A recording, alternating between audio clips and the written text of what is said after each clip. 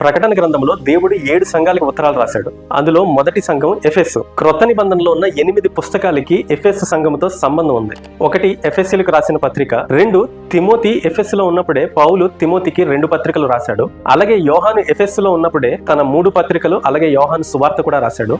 అలాగే యోహాను ఎఫెసుని కేంద్రంగా చేసుకునే ప్రకటన గ్రంథాన్ని ఇతర పట్టణాలకి, ప్రాంతాలకి పంపడం జరిగింది. ఎఫెసు పట్టణానికి మొట్టమొదటిసారి సువార్త తీసుకుని వచ్చింది అకుల్లా, ప్రిస్కిల్లా అయినప్పటికీ అక్కడ సువార్త బలపడటానికి కారణం అపోస్తలుడైన పౌలు తర్వాత తిమోతి, ఒనేసిము, యోహాను ఎఫెసులో సంఘ కాపరులుగా ఉన్నారు.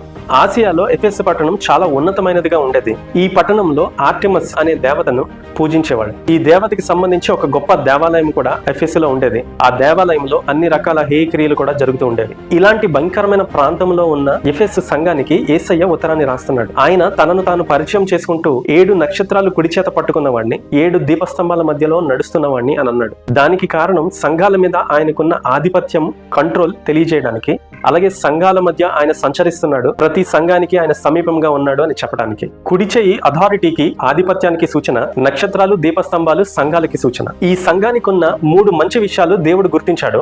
1, ఈ సంఘానికి ఉన్న క్రియలు, సహనం, కష్టం దేవుడు చూశాడు. అలాగే ఆయన నామము నిమిత్తము భారము భరించి అలిసిపోలేదని చెప్పాడు. 2, దుష్టులని, అబద్ధ అపోస్తలుల్ని ఈ సంఘం సహించలేదని చెప్పాడు. 3, నికోలాయితుల క్రియలను కూడా ద్వేషించిందని చెప్పాడు. ఈ సంఘము కరెక్ట్ చేసుకోవాల్సిన ఒక విషయాన్ని దేవుడు ప్రస్తావించాడు. అదేంటంటే ఈ సంఘము తన మొదటి ప్రేమను కోల్పోయిందని దేవుడు చెప్పాడు.